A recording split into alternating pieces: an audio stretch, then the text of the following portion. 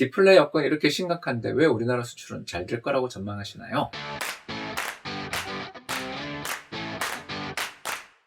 안녕하세요. 28년차 이코노미스트 홍춘욱입니다. 이번 시간에는 1월하고도 벌써 2주가 지난 다음이라 이제 세계의 중요 경제지표들을 점검해보는 시간을 한번 가져볼까 합니다. 지난해 연말 2021년 경제를 전망하면서 제가 주식시장 좋을 것 같아요. 경제가 상당히 건실할 것 같습니다 라고 이야기했는데 그 전망이 한 달 정도 지났으니까 이제 어떻게 돌아가고 있는지에 대해서 점검해보자, 이런 차원에서 말씀을 드리겠습니다. 특히 우리나라 경제는 지금 그림에 나와 있는 바와 같이 선진국 경기, 미국의 ISM 제조업지수와 같이 선진국 경기에 굉장히 민감하기 때문에 선진국 경기가 어떻게 움직이는지를 늘 점검해야 되는 나라라는 걸 잊으시면 안 됩니다. 자, 그렇다면 미국 경제를 비롯한 세계 경제 어떻게 돌아가고 있는가? 다음 그림 보시죠. 이번 그림은 미국의 잠재 GDP라는 게 바로 뭐냐면 경제의 캐파입니다. 경제에 현재 존재하는 인력과 기계를 이용해서 달성 가능한 최대 GDP, 이 잠재 GDP, 그냥 캐파라고 하겠습니다. 반면에 실제 GDP는 실제 달성한 GDP인데 어떨 때는 잠재 GDP를 일시적으로 넘어서기도 합니다만 최근에는 코로나 쇼크 이후에 그 잠재 GDP에 대비해서 실제 GDP가 굉장히 낮은 수준을 기록하고 있습니다. 뭘 뜻하냐? 캐파에 비해 매출이 부진하니까. 기업들 매출이 부진하고 더 나아가 재고가 넘쳐나고 부진한 판매 때문에 기업이 대량 해고를 단행하는 굉장히 엄혹한 경제 환경이다라는 걸 발견할 수 있죠. 이처럼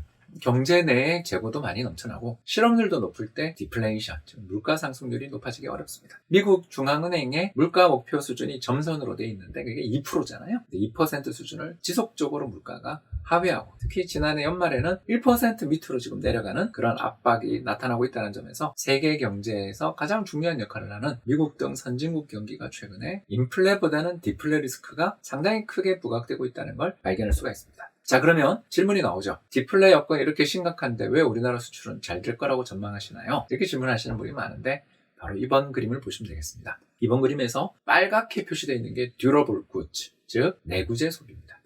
이상하죠? 서비스 소비는 마이너스 몇십 퍼센트를 내려가고 있는데 마이너스 20%까지 갔다 회복됐나요? 그런데 비해 내구재 소비는 지금 플러스 15%, 16%입니다. 왜 그럴까요? 사회적 거리두기를 하면서 밖으로 일절 못 나가게 되니까 서비스 관련 소비는 치명타를 받았습니다. 반면 집에서 언택트 사회에 적응해 나가는 과정에서 사람들이 스마트폰 바꾸고 PC 바꾸고 더 나가서 여러 가지 캠코더 혹은 카메라, 텔레비전 같은 다양한 내구재들을 소비하기 시작하면서 우리나라가 수출하는 주력 수출 제품인 반도체라든가 디스플레이라든가 자동차라든가 PC 제품 같은 데에 대한 수요가 굉장히 가파르게 늘어나고 있다는 걸 발견할 수 있습니다. 물론 궁금증은 풀리지 않습니다. 아니, 경기가 이렇게 안 좋은데 PC, 자동차 이런 것들에 대한 수요가 계속 될 것인가요? 이렇게 묻는다면 기업들이 지금 어떻게 반응하는 걸 봐야 됩니다. 왜냐? 기업들이 지금 현재 힘들다고 해서 투자도 안 하고 사람 계속 자르면 내구재 소비라는 게 영원히 이어질 수는 없죠. 그런데 최근 미국 기업들의 설비 투자, 그리고 더 나가서 공장 가동률의 흐름을 살펴보시면 강력한 V자 회복이 나타나고 있습니다. 즉 뭐냐? 기업들이 설비 투자를 굉장히 줄이면서 불황이 온다 라고 이렇게 움츠려 들었다가 다시 저금리 여건에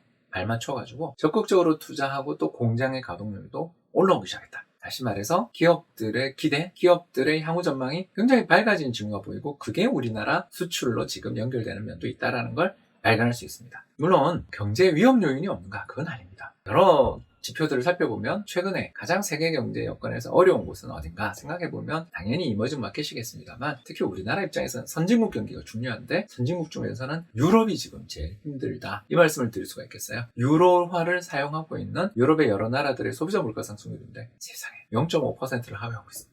한국이 물가가 세계에서 제일 낮은 줄 알았더니 우리나라 물가 상승률보다 낮은 나라가 유럽이네요. 경제의 디플레이션 압력이 굉장히 높아졌다는 걸 뜻하고요. 유럽 정책 당국들이 적극적인 정책을 통해 이 불황을 이겨낼 수 있도록 힘이 좀 났으면 하는 그런 바람을 가져봅니다. 미국 경제 좋아진다 그러지만 미국에 못지않은 거대 경제권인 유로 사용권 경제가 하루빨리 회복된다면 경제의 탄력이 강화되지 않겠는가 기대해봅니다. 지금까지 시청해주셔서 대단히 감사합니다.